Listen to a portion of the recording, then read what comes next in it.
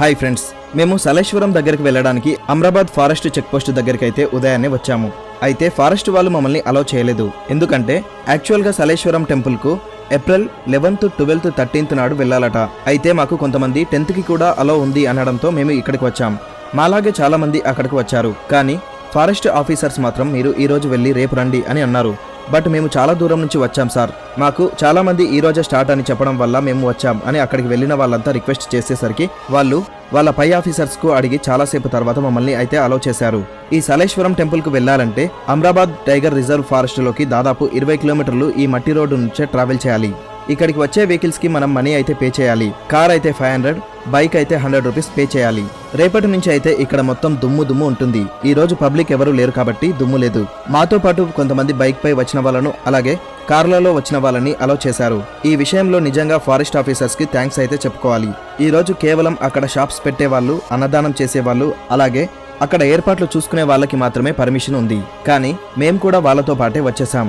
ఇలా పులులు తిరిగే ఈ ఫారెస్ట్ లో దాదాపు 20 కిలోమీటర్లు ప్రయాణం చేయాలి. ఈ దారిలో వెళ్తుంటే మళ్ళీ మనకు చాలా దారులు వస్తాయి. భక్తులు కన్ఫ్యూజ్ అవుతారు అని అక్కడక్కడ సలేశ్వరంకు దారి అని బ్యానర్లు కూడా కట్టారు. వాటిని చూస్తూ మనం ఈజీగా అక్కడికి వెళ్ళొచ్చు.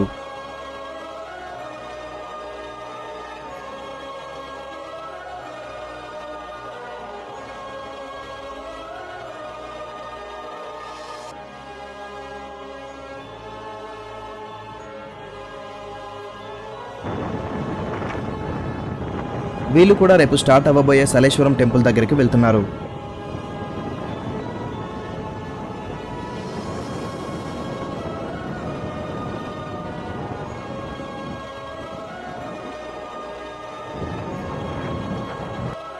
అలా వెళ్తూ ఉంటే మనకు చెంచులో ఉండే విలేజ్ కనిపిస్తుంది. ఆ ఊరును దాటుకుంటూ ముందుకు వెళ్ళాలి.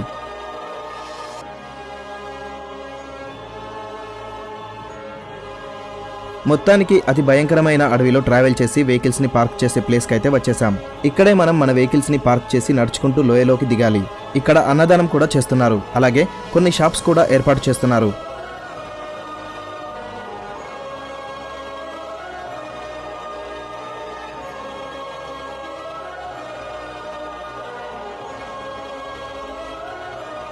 మొత్తానికి మేమైతే మా బైక్ని ఇక్కడ పార్క్ చేసి లోయలోకి మా జర్నీని స్టార్ట్ చేశాం. మీ దగ్గర షూస్ ఉంటే షూస్ వేసుకొని రావడానికి ట్రై చేయండి. ఎందుకంటే లోపలకు దిగే కొద్దీ పదునైన రాళ్ళు ఉంటాయి. అవి గుచ్చుకుంటే దెబ్బలు తగిలే అవకాశం ఉంది. అందుకే మంచి గ్రిప్ ఉన్న షూస్ ఉంటే వేసుకొని రండి. ఆ షూస్ ఎక్కడి వరకు తీసుకెళ్లాలి, ఒకవేళ లోపలికి ఎక్కడి వరకు వేసుకెళ్లాలి అంటే మీరు దాదాపు గుడి దగ్గర వరకు వేసుకొని వెళ్ళొచ్చు. గుడికి దగ్గరలో వాటిని వదిలేసి అక్కడ ఉన్న కోనేరులో కాళ్ళు చేతులు కడుక్కొని దేవుణ్ణి దర్శించుకోవచ్చు. కిందకు దిగేటప్పుడు జాగ్రత్తగా దిగండి. ఎందుకంటే కింద మొత్తం రాళ్ళు ఉంటాయి. పొరపాటున కాళ్ళు జారితే దెబ్బలు తగులుతాయి. అందుకే ఆలస్యమైనా పర్లేదు, నిదానంగా దిగండి.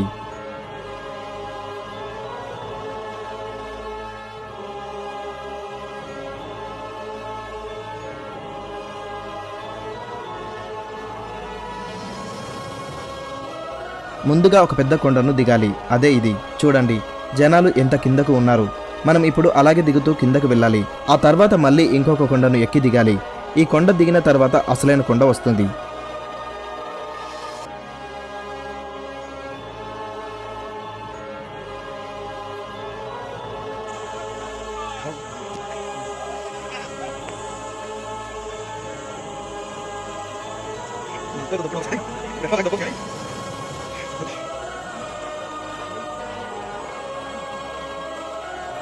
దీనిని ఆనుకొని పెద్ద లోయ ఉంటుంది. ఈ లోయలోనే మన శివుడు ఉన్నారు. ఈ రెండు పెద్ద కొండల మధ్య పెద్ద లోయ ఉంటుంది. ఇక్కడి నుంచి అసలైన జర్నీ స్టార్ట్ అవుతుంది.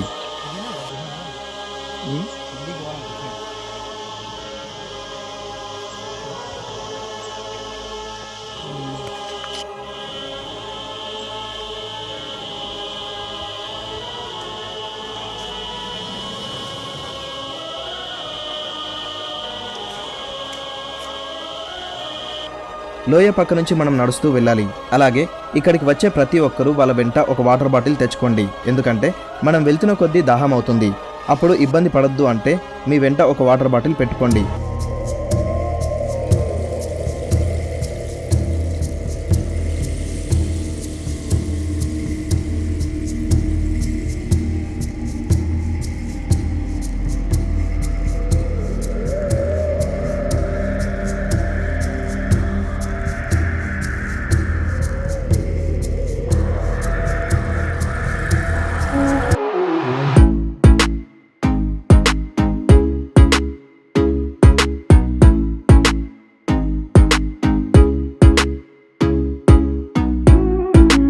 ఇక్కడ చూడండి, ఈ లోయ ఎంత లోతుగా ఉందో.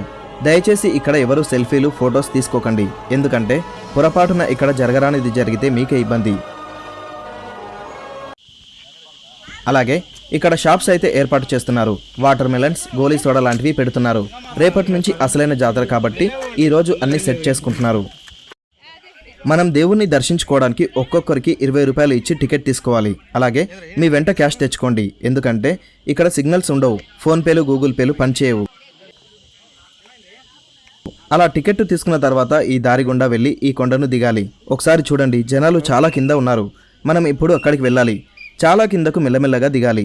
చాలామంది అలసిపోయి అక్కడక్కడ చెట్ల కింద రెస్ట్ తీసుకుంటున్నారు. మేము కూడా అలసిపోయాం. బట్ ఆ దేవుణ్ణి దర్శనం అయ్యే వరకు మేము కూర్చోకూడదు అని అలాగే వెళ్తున్నాం. కిందకు దిగేటప్పుడు అక్కడక్కడ ఆగుతూ రెస్ట్ తీసుకుంటూ వెళ్ళండి. ఈ జర్నీ ఇంత టఫ్గా ఉంటుంది కాబట్టి దీనిని తెలంగాణ అమర్నాథ్ అని పిలుస్తారు. అమర్నాథ్ యాత్రలో ఎలాగైతే భక్తులు కష్టపడి పాదయాత్ర చేసి మంచులింగాన్ని దర్శించుకుంటారో సేమ్ అలాగే ఇక్కడ కూడా మనం కొండలు, గుట్టలు, రాళ్ళు, రప్పలు అన్నింటినీ దాటుకొని ఆ దేవుణ్ణి దర్శించుకుంటాము. నేను, నాతో పాటు వచ్చిన నా ఫ్రెండ్ సరదాగా మాట్లాడుతూ ఈ జర్నీలో ఇబ్బంది పడకుండా ఉండాలని వెళ్తున్నాం.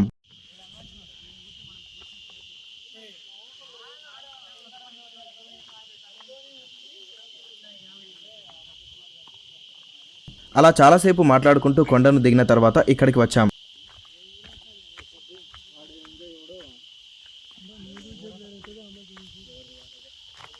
అయితే ఇంత దూరం వచ్చాం కదా, ఇక అయిపోయింది అని అనుకుంటున్నారేమో. బట్ అసలు జర్నీ ఇప్పుడు స్టార్ట్ అవుతుంది. మామూలుగా ఉండదు.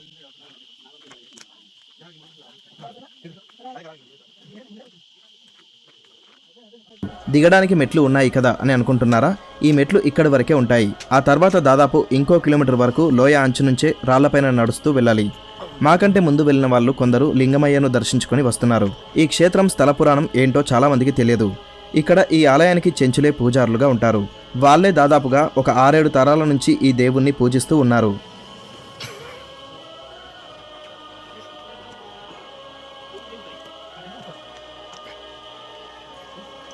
ఇక్కడ వెళ్తుంటే రైట్ సైడ్లో పెద్ద లోయ ఉంటుంది. మనం ప్రశాంతంగా నడుస్తూ వెళ్తే ఏ ఇబ్బంది లేకుండా దేవుణ్ణి దర్శనం చేసుకోవచ్చు. ఇక్కడ దారి కూడా చాలా సన్నగా ఇరుకుగా ఉంటుంది. ఈ 3 రోజులు జాతర అయిపోయాక ఇక్కడికి ఎవరూ రారు, ఎందుకంటే ఇది పులులు తిరిగే ప్రదేశం. చాలామంది ఈ సలేశ్వరం జాతర ఎప్పుడు స్టార్ట్ అవుతుందో తెలియక కన్ఫ్యూజ్ అవుతుంటారు. ప్రతి సంవత్సరం శివరాత్రి అయిపోయిన తర్వాత వచ్చే చైత్ర శుద్ధ పౌర్ణమికి ముందు రోజు ఈ జాతర ప్రారంభమై ఆ తర్వాత రోజు ముగుస్తుంది. కేవలం 3 రోజులు మాత్రమే ఈ జాతర ఉంటుంది. నేనైతే ఈ ఇరుకైన బాటలో ఆగకుండా ఆ దేవుని కోసం వెళ్తూనే ఉన్నాను.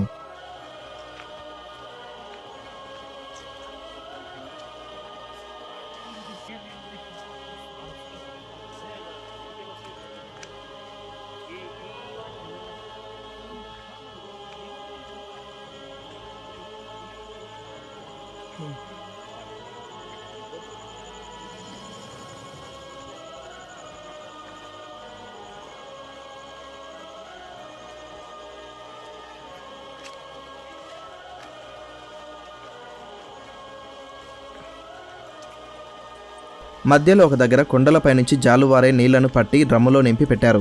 ఈ నీళ్లు తాగితే మన ఆరోగ్యానికి చాలా మంచిది అని ఇక్కడికి వచ్చే భక్తుల నమ్మకం. దారిలో చాలా చోట్ల ఇలా కొండపై నుంచి నీళ్లు వస్తుంటాయి. నేను కూడా ఆ నీళ్లు తాగాను. చాలా టేస్టీగా ఉన్నాయి.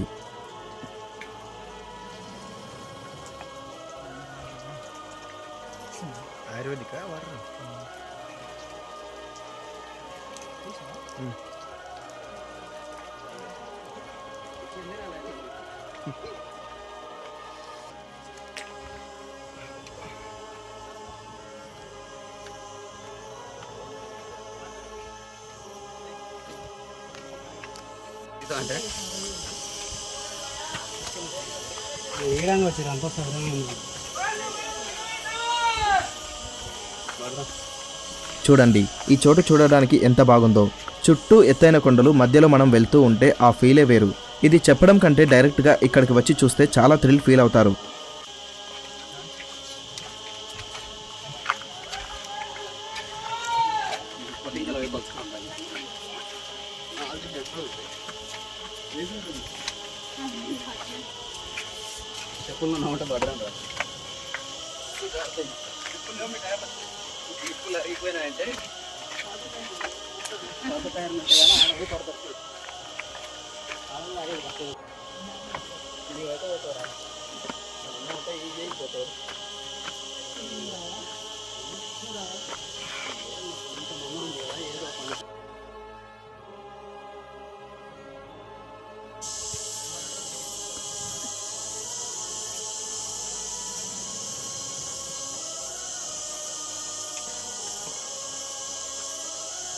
అలా చాలా దూరం నడుచుకుంటూ వెళ్ళాక మధ్యలో చిన్నని శివలింగం ఒకటి కనిపిస్తుంది.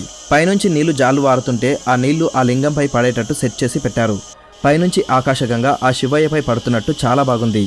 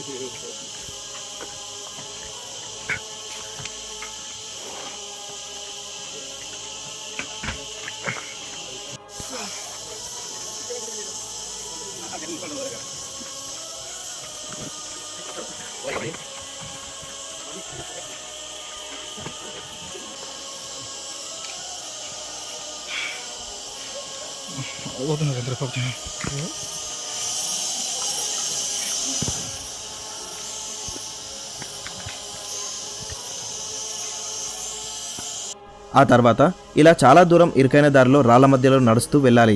అలా వెళ్తూ వెళ్తూ చివరికి ఒక ప్లేస్కి వచ్చాం. అది భయంకరమైన లోయలాగా ఉంది. దీనిని నిట్టనిలువుగా దిగాలి. ఇలాంటి చిన్న చిన్న లోయలు ముందు ముందు ఇంకా 2-3 చోట్ల ఉంటాయి. దిగేటప్పుడు చూసుకొని దిగాలి, ఎందుకంటే కొంచెం కాలు స్లిప్ అయినా పెద్ద ప్రమాదం జరుగుతుంది.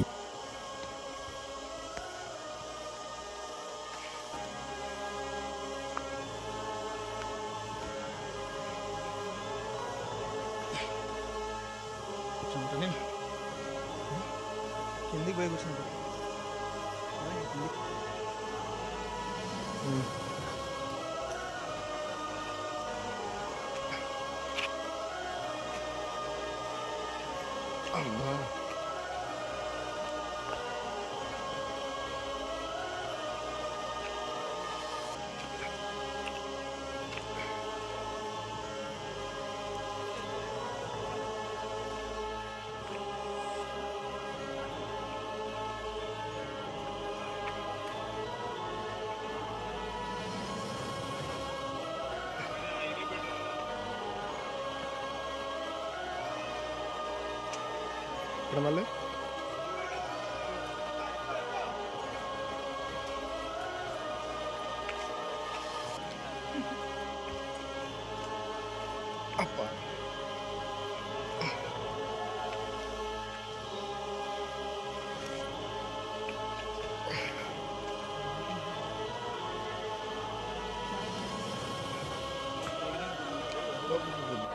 అలా ఆ చిన్న చిన్న లోయలను దాటుకుంటూ నిట్టనిలువుగా కిందకు దిగుతూ అలా చాలాసేపు దిగిన తర్వాత దాదాపు గుడికి దగ్గరికి చేరుకున్నాం.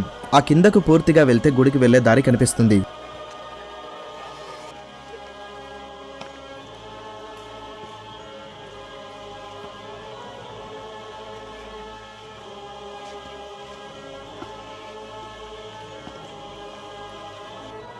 అక్కడ దూరంగా మనుషులు వెళ్తున్న దారి గుండా వెళ్ళి దర్శనం చేసుకొని ఈ దారి గుండా బయటకు వస్తాం. మొత్తానికి ఈ సలేశ్వరం గుండం దగ్గరకైతే వచ్చేసాం.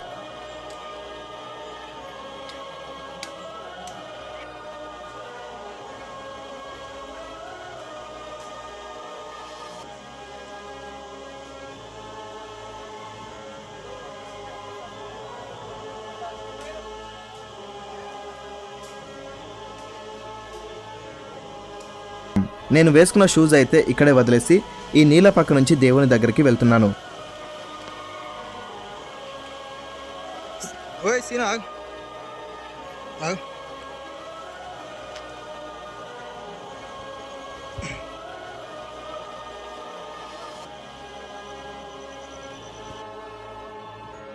వెళ్తూ వెళ్తూ ఇక్కడే ఒకసారి కాళ్ళు చేతులు కడుక్కొని స్టార్ట్ అయ్యాను. ఇక ఇక్కడ ఉన్న ఫెన్సింగ్ మధ్యలోంచి మనం వెళ్ళాలి. ఎక్కువ మంది భక్తులు వస్తే ఇక్కడే వెయిట్ చేయాలి. పైనుంచి నీళ్లు జలపాతంలాగా దూకి ఇక్కడి నుంచి బయటకు వెళ్తాయి.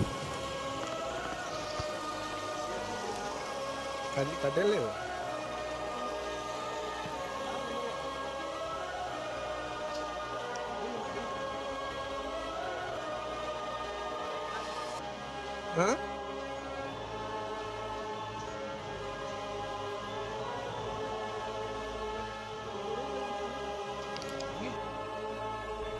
ఈ ఫెన్సింగ్ నుంచి వెళ్తుంటే నాకు లెఫ్ట్ సైడ్లో చిన్న గుహలో మరొక శివాలయం కనిపించింది.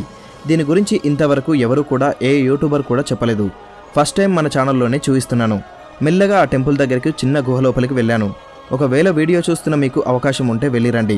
పెద్ద గుహ ఎంట్రన్స్లో ఈ చిన్న గుహ మనకు కనిపిస్తుంది. పైకి వెళ్ళేటప్పుడు చాలా జాగ్రత్తగా ఉండండి, కాళ్ళు జారుతున్నాయి. అసలు ఈ గుహ లోపల ఇంకా ఏమేమి ఉన్నాయో అనే క్యూరియాసిటీ నాలో పెరిగిపోయింది. మొత్తానికి పైకి వెళ్తే అక్కడ ఒక దేవాలయం ఉంది. అది ఒక శివాలయం. ఆ శివాలయం బయట వీరభద్రుడు అలాగే సిద్ధ విగ్రహాలు ఉన్నాయి. ఇక్కడ ఉన్న శివలింగాన్ని కూడా దర్శనం చేసుకున్నాం.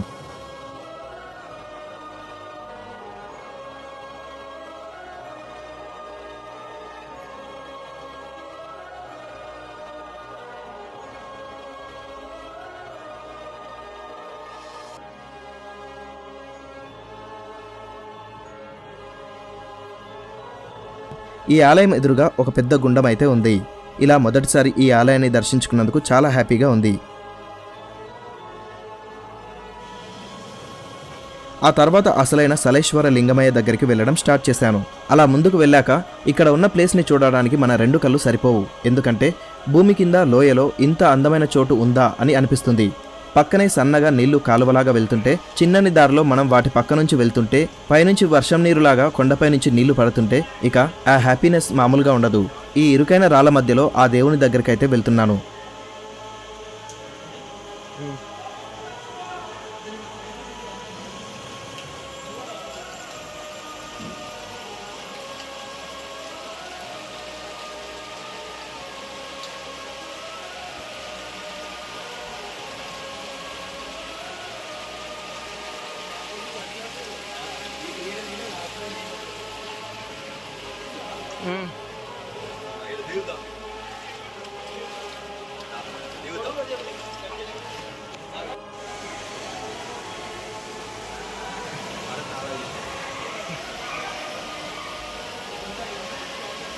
మొత్తానికి అన్నింటినీ దాటుకొని మనం శివుడు ఉన్న పెద్ద గుహలోకి వచ్చేసాం. ఈ గుహలోనే అందమైన జలపాతం ఉంటుంది. అలాగే సలేశ్వర శివలింగం కూడా ఉంటుంది. ఇక్కడే ఒక పెద్ద గుండం ఉంది. చాలామంది ఇందులో స్నానం చేసి దేవుని దర్శించుకుంటారు.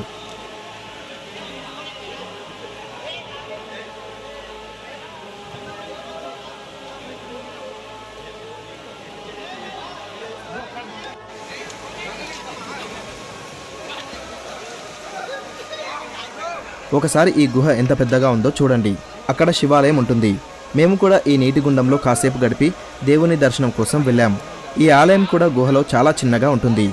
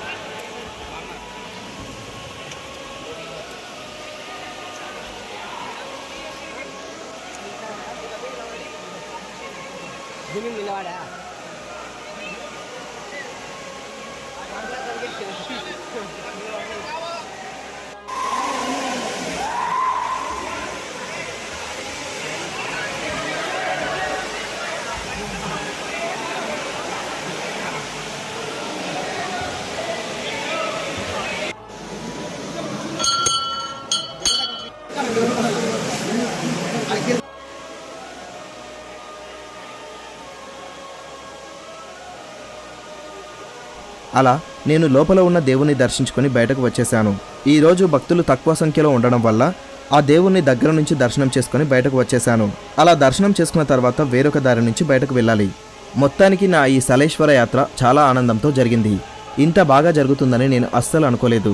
అంతా ఆ శివయ్య లీల. ఓం నమః శివాయ. ఆ దేవుని దయ ఉంటే వచ్చే సంవత్సరం కూడా మళ్ళీ వస్తాను. ఈ వీడియో తీయడానికి ఈ రాళ్ల మధ్యలో మేము పడిన కష్టానికి ఒక లైక్ చేయండి. అలాగే ఈ వీడియోపై మీ అభిప్రాయాన్ని కామెంట్ చేసి చెప్పండి. అలాగే మీలో ఎంతమంది ఇప్పటి వరకు ఈ సలేశ్వరంను దర్శించుకున్నారో కామెంట్ చేసి చెప్పండి. Thank you. మరొక మంచి ప్లేస్తో మళ్ళీ కలుసుకుందాం.